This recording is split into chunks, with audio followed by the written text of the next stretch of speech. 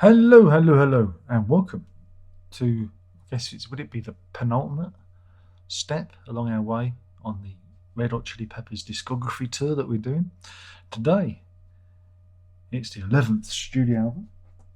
It is The Getaway, which features some lovely artwork. A delightful artwork. I did do this review when it came out. I don't know if you remember, probably not, but in the great purge of 2019, that was lost, so we're doing it again. You know, where are we?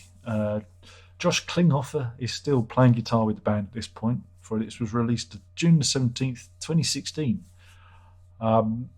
They began working on the album in 2014, but due to Flea breaking his arm, I think he was skateboarding like you do. It got delayed and everything got a bit, got a bit heavy, and they didn't. Didn't use Rick Rubin. Rick Rubin was not the producer. Danger Mouse, not the popular, not the popular cartoon character, Danger Mouse. But Brian Joseph Burton, who uses the nom de plume Danger Mouse in his production role. The album cover is a painting by Kevin Peterson. It's really, I really like it, and the animals are meant to represent the various members of the group. But who's the fox? Who's the fox? That's what I want to know. Who's the fox meant to be?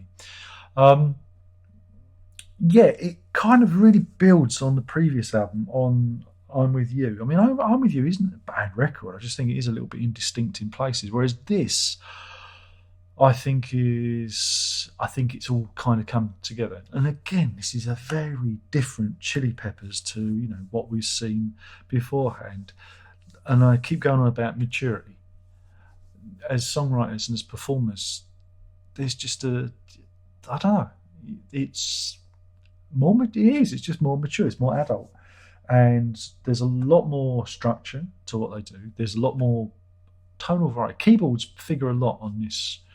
And again, I think that's Josh Klinghoffer's influence. We'll have to wait and see with the new record, or the latest record, or the one again. If they bring it, imagine if they bring out another 20 albums.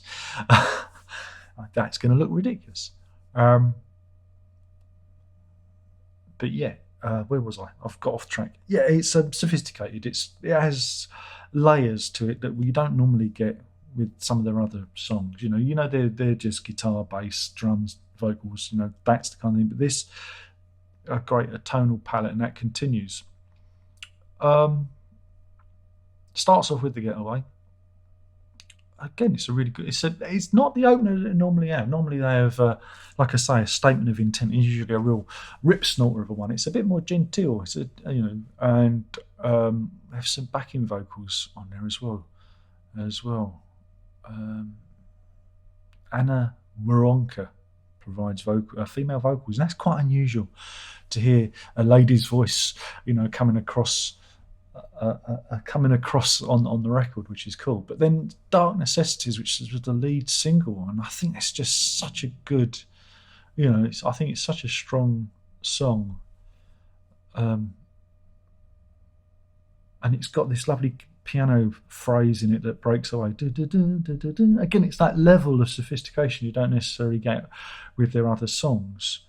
It's them expanding outwards, and that's what you want. You want them to expand. You don't want them to keep doing the same thing. Yeah, granted, there are bits of it that are Chili Peppers. It's dum dum dum dum dum dum. That's just Chili Peppers, isn't it? But then it goes somewhere else. The video was directed by Oliver Wilde, the actress who left Jason Sudeikis for Harry Styles. There you go. And I like the video because it's about a female skater crew and that. And it's kind of, again, it's very LA, and it's the dark side of LA, and it's kind of moody. I quite like it. And then we go through the rest of the album. Go Robot was the other single.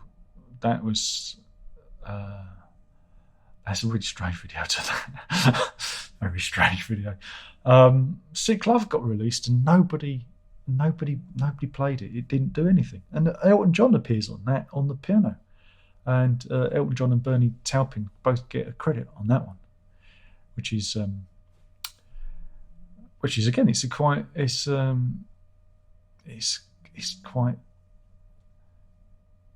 quite interesting to see them,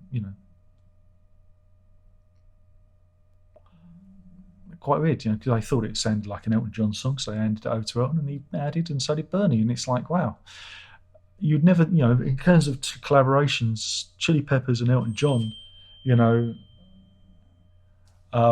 you never, you think, oh, where did that come from? Sorry, my daughter's just texted me.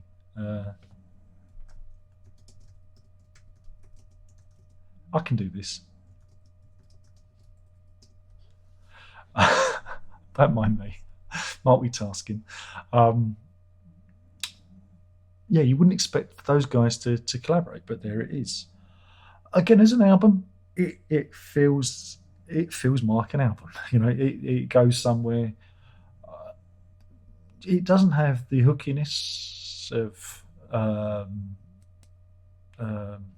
By the Way or Californication. Again, they kind of eschewed that, the poppy side of things. I think again they're trying to be a bit more serious, trying to be a bit more adult, a bit more mature with, with their material, and it pulls in at a very reasonable 53 minutes 41, which again, compare it to Stadium Arcadium, it's almost like a 7-inch single, isn't it? In comparison, again, even without Rick Rubin, there isn't really. I don't think in terms of production, I don't think there's anything missing there. I don't think, Rubin at this point could have done a better job. I think Danger Mouse, acquits himself really well. Again, you've got to remember that the Chili Peppers have used Rubin an awful lot in the production seat, and for them to make that break, it's really, really interesting. I think they've gone back to him with the new record. And again, I'm not complaining about Rubin himself. I think he's a very good producer, but sometimes it's always good to, try and take yourself in a different direction. But I was pleasantly surprised by this record. It's again, it's almost, again, it will sound like an insult. It's almost like Red Hot Chili Peppers going easy listening, But again, it's that maturity. They're writing about things. They're not writing Humpty Bump or Funky Monks. You know what I'm saying? They're writing about. Anthony Kiedis is, being a little bit more serious in his approach. You know what I mean. You know what I mean. But I think it's a really good album. I think it's a really strong album. Not pop album, not necessarily as memorable, but I think musically, it's quite rewarding, because like I say, they're pushing in other directions, and you go, wow, this is a very different Chili Peppers to to what we've seen. Again, if you've been in for the long haul, this came to me as a surprise, because I hadn't heard I'm With You at that point. I'd been out of the loop, but when I'd heard Dark Necessities, I thought, wow, that sounds really cool. And that was my reflection of the record. And I again listened to it this morning, thoroughly enjoyed it, really enjoyed my time with it. I very much like Stadium Arcadium, which I just find very difficult to get through, and I can't explain why. Whereas this is the opposite. It's like very, very good album, very good. And you've even got Flea on the trumpet as well, which is the sign of a perfect album. And it got to number 2 in the UK album charts over here, selling 40,000 copies. Wow. Behind Radiohead's The Moonshaped Pool. My God, I must have got them both the same week then. Was that the same week? Unfortunately, they released their albums at the same time. Just reading off of Wikipedia, because that's where I get all my information from, because I don't know anything. But yeah, it goes to show that the guitarist is the key to all of this. And it's going to be quite interesting to see. And he says this is where he's clever. It'll be interesting to hear how this turns out, because I haven't listened to it yet, because I only got it this morning. I'm busy because it's the end of school term is ended, and kids are home and got to do stuff this afternoon, so I'll have to listen to it later. But it's I really like it. I think it's a really cool record. You know, it's a shame that there weren't more, like, a couple more singles, a couple more hooky things on it. But musically, I find it very rewarding, and I think Klinghoffer's use of guitar, again, it's all about texture. This is what I meant to say. At this point, they're looking at texture. They're looking at feeling. They're looking at, trying a different kind of emotional response to how those previous songs were. They hit those moments with, like, Under the Bridge, but there's an awful lot of stuff where it is just, them rocking out. Whereas this, they're trying to paint pictures. They're trying to actually do the old sonic landscape stuff, and that's what's fascinating, because you wouldn't have put the Chili Peppers in that category. You think, oh, they're not that sophisticated for that. These are the good time boys. These are the funky monks, and and I think what I think, again, whilst Rubin's a great producer, it would be good to see them. I mean, was it Nigel Godrich did the mix on this one? It'd be good to see if they used him as a producer, or I know it sounds crazy. Imagine if they got Brian Eno in. If somebody would get them to experiment, open up a bit, to push them in different directions. I think then you'd find a really, very, it might not necessarily be a commercial album, and it might not necessarily be, the album you'd expect, but I think the Chili's have got great potential to do something weird and wonderful. And you kind of get little flashes of it here. And I think Klinghoffer was a really good influence on them. And I'm kind of a bit nervous how Frusciante, how that's going to pan out. Because are we just going to go back to the old ways?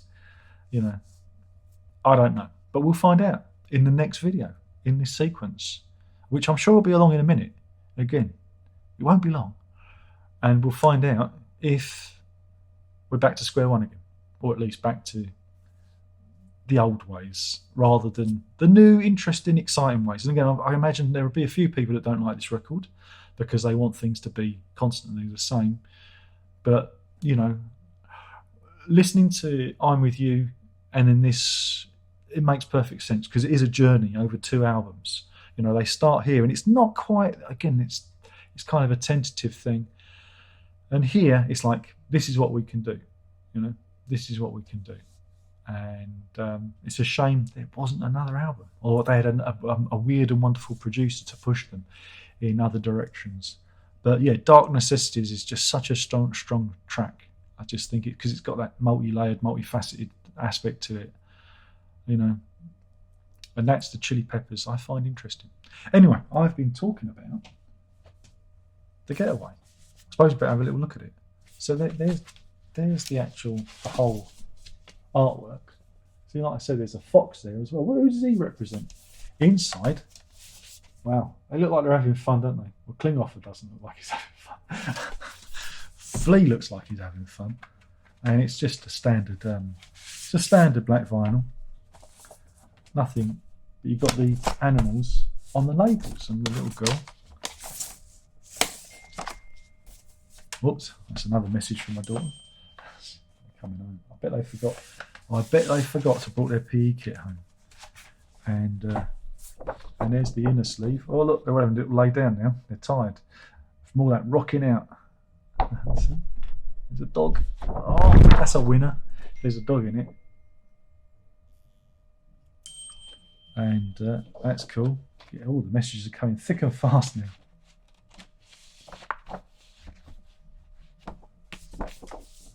Very flimsy. I wish they'd make the inserts, a little bit thicker in the cardstock department. And oops, there's a raccoon, and then there's the crow. Kiedis is the crow, apparently. There you go. And Klinghoffer's the little girl. Chad Smith's, I think, is the bear, and Flea's the raccoon. But who's the fox? That's what I want to know. Who is the fox? We need to know. Anyway, thank you for watching. Hopefully you've enjoyed this. If you haven't, well, there's not a lot I can do about it. And do come back again. I've been talking about The Getaway by Red Hot Chili Peppers. Their 11th studio album, released originally June the 17th, 2016. Thank you for watching. Only one more thing left to say now is ta-da.